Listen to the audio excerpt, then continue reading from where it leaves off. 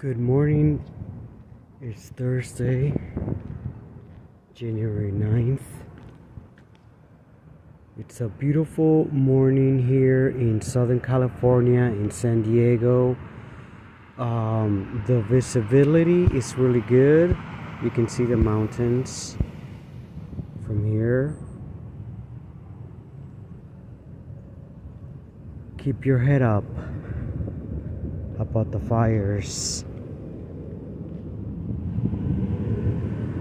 in Los Angeles.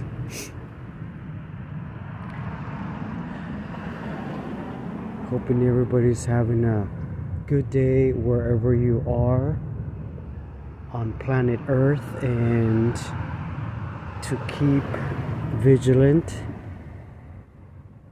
And the winds are picking up again in Los Angeles today. Later will be 70 miles per hour.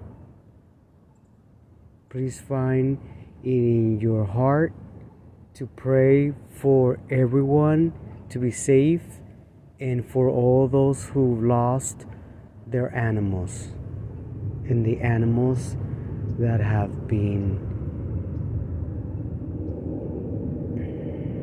were left behind.